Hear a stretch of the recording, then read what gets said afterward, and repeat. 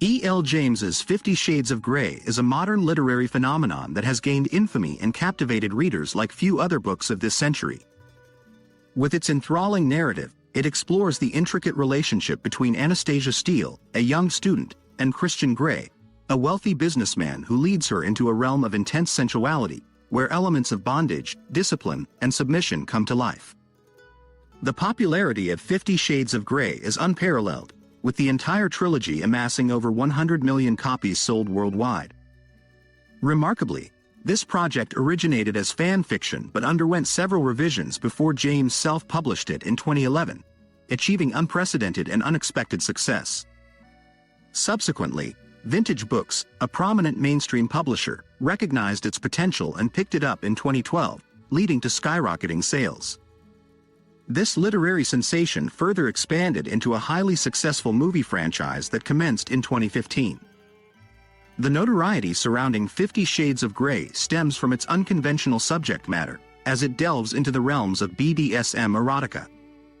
Despite its mainstream appeal, the novel boldly introduces millions of readers to the captivating world of bondage, discipline, dominance, submission, and sadomasochism. Now, you have the opportunity to delve into its pages and discover for yourself what all the fuss is about. Chapter 1. The Unexpected Encounter with Christian Grey. Anna, a reserved and studious young woman nearing the end of her time at Washington State University, Vancouver, possesses an understated beauty that goes unnoticed by many. Her fair complexion, brown locks, and captivating blue eyes are overshadowed by her dazzling and outgoing roommate, Kate. Despite her allure, Anna remains puzzled by her lack of romantic relationships.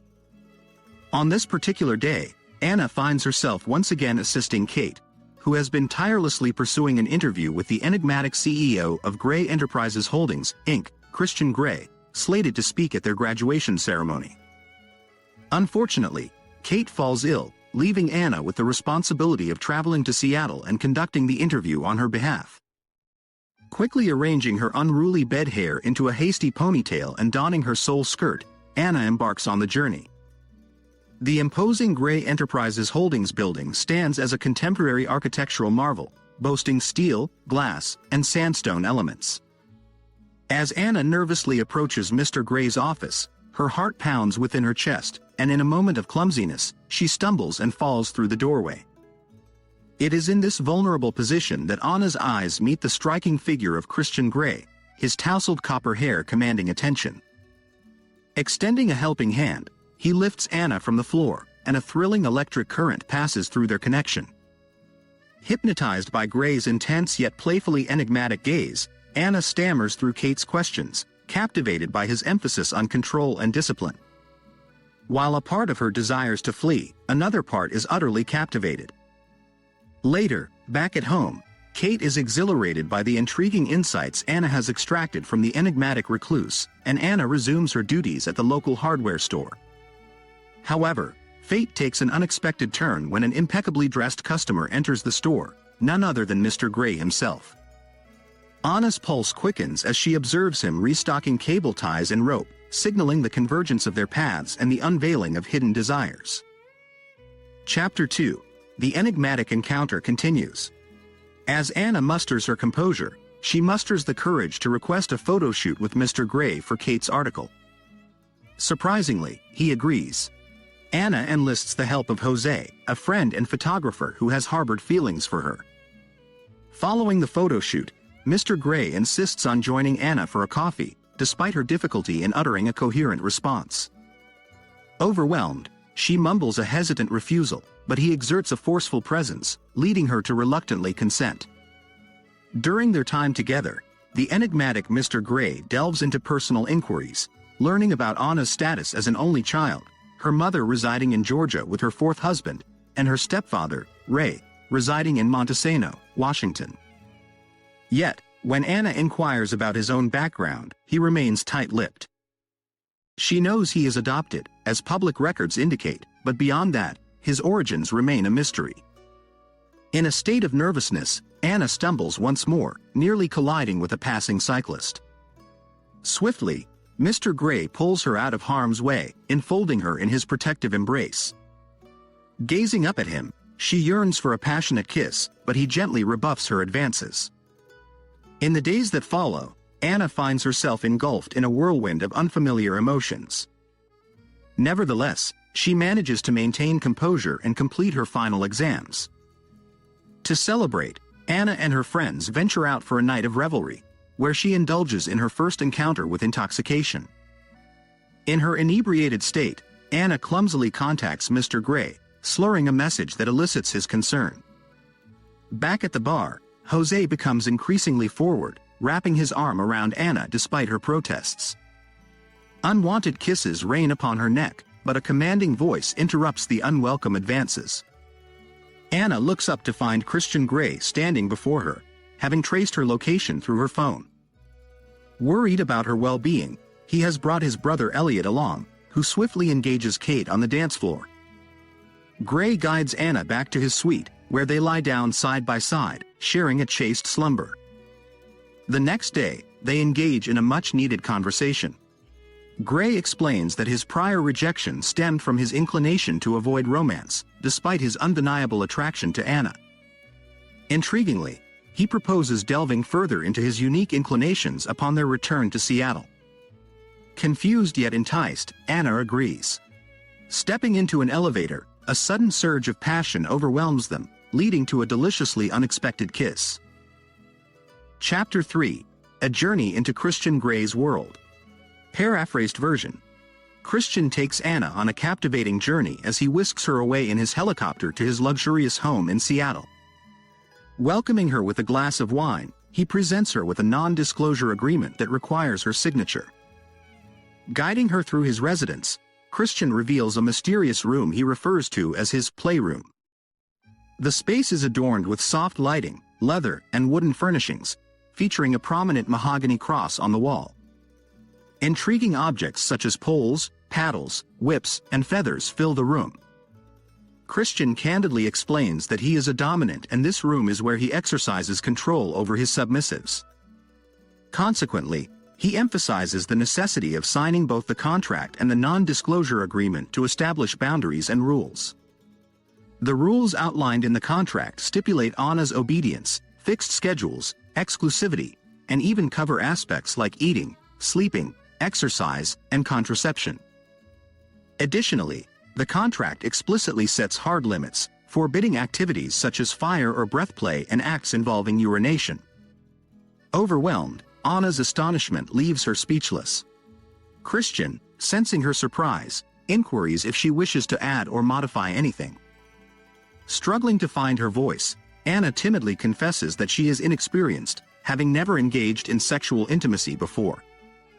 Taken aback, Christian manages his anger and realizes that they must begin at a more basic level, starting with a vanilla experience. Delicately undressing Anna, Christian admires her beautiful, pale skin. With only her underwear remaining and tingling from his touch, Anna surrenders onto the bed. Christian instructs her to explore her own body, prompting her bewildered response since she has never done so before. Assuming control, he uses his hands and tongue to caress her breasts, evoking a mixture of blissful agony. Sensing the intensity building within her, Anna's legs stiffen, and Christian encourages her to release, leading her to experience a powerful climax. Gradually, he removes both her panties and his own briefs, leaving his shirt on. Ensuring protection with a condom, Christian notices a hint of fear in Anna's eyes, assuring her that everything will be comfortable. As he enters her for the first time, a mixture of pleasure and slight discomfort ensues. However, the pleasure overwhelms, leading to Anna's second orgasm while Christian reaches his own climax, passionately calling out her name as he releases deep within her. Exhausted from their shared experience, they drift off to sleep, entwined in each other's embrace. Chapter 4: A Journey of Intimacy and Revelation. It's been a night of firsts for Christian as well as Anna. Despite his sexual experience, he's never slept alongside a partner before. In fact, he's never had vanilla sex either. Over time, their relationship deepens, and Anna learns a little more about the smolderingly intense and mysterious man who has taken her virginity. Now 27, His first sexual encounter was with an older woman, a friend of his mother's, at the age of just 15, a relationship in which he was submissive and she was dominant. Anna is horrified, but Christian assures her it was all fine. They're still in touch, in fact, as friends and business partners. Anna is not reassured. Soon enough, the time comes for Christian to deliver the speech at her graduation, and Anna isn't sure how they should act together in public. But the minxish Kate introduces Christian to Anna's stepfather as Anna's boyfriend. Anna is momentarily stunned, but Christian handles it deftly, charming Ray into a conversation about fishing. Christian is also an extravagant gift giver. Anna receives a top-of-the-range laptop, a BlackBerry, and even a beautiful new car, all of which Anna insists are merely on loan, rather than outright hers. She is still a little hesitant, as she admits in their flirtatious email exchanges about signing the contract to be his submissive. Anna still visits frequently, and they still have wonderful sex, even in the playroom, where she's opened up to a whole new world of gentle, sensuous experiences that never quite cross the border into the purely painful. She agrees to many of his demands, including going on the pill, and discovers her playful side. She goes for dinner with his parents without any panties on, causing him to quickly take her in the boathouse. But she still won't sign the contract. When will she truly understand this strange and troubled man? In one rare moment of vulnerability, Christian takes his shirt off, and Anna sees small, circular burn marks, cigarette burns. In another moment, he tells her his birth mother was a crack-addicted prostitute. Chapter 5. A Journey of Love, Confusion, and Pain. Revised version. Still uncertain about her emotions, Anna embarks on a trip to Savannah, Georgia, seeking solace in her mother's company. Throughout the journey, she exchanges emails with Christian, who, true to his extravagant nature, surprises her with a first-class upgrade. In their correspondence, he mentions having dinner with an old acquaintance, whom Anna correctly deduces to be Mrs. Robinson, his former lover of advanced age. Christian reiterates that their past intimate connection is a distant memory, acknowledging how she had positively influenced his self-discovery amidst a troubled childhood. However, despite his reassurances, Anna finds herself caught in a perplexing whirlwind of jealousy and anger, which she expresses openly in her emails. Amidst the backdrop of a cozy bar, Anna enjoys Cosmos with her mother when a sudden realization strikes her: Christian is present. Alarmed by the tone of their recent exchange, he has flown all the way to Georgia and relentlessly pursued her. To Anna's surprise, Christian effortlessly captivates her enamored mother. Eventually, they reconcile and share passionate encounters. While in Savannah, Christian introduces Anna to the exhilarating experience of gliding, allowing them to soar freely in the sky and create cherished memories. It is an enchanting period for them, but Anna can't help but question if it is all too good to be true. Simultaneously, Anna receives a job offer at a publishing company, signifying a new chapter in her career.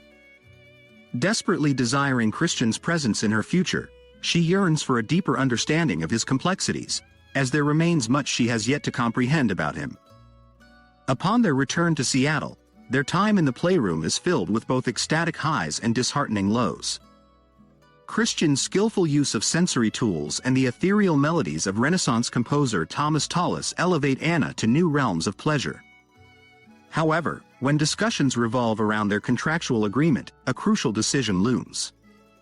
Realizing that Christian hasn't fully revealed the depths of a submissive relationship, Anna finally consents to explore it further. Christian takes her into the realm of submission, bending her over a bench and subjecting her to 6 stinging lashes with a belt. Initially, the sensation of releasing her inhibitions feels gratifying, but with each subsequent lash, pain overwhelms her, replacing the ecstasy she once knew. By the time the 6th lash lands, Anna is engulfed in unbearable agony, devoid of any pleasure. Is this truly what satisfies Christian Grey? His devastation is evident as he witnesses her distress, worsening when she confesses her love for him, knowing the aftermath that awaits. Overwhelmed, Anna flees, returning home in a state of anguish. Collapsing on her bed, she is torn apart by physical torment and emotional torment alike. Their tumultuous journey has reached its end. Summary. That's the tantalizing conclusion of the first installment of the 50 Shades of Grey saga, but it's merely the beginning of an enthralling narrative.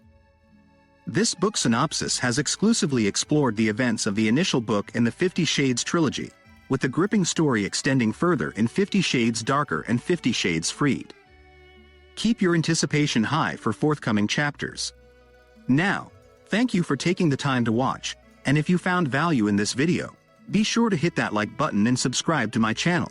And in case you want to buy the book, use the link in the description. Trust me, you won't regret it.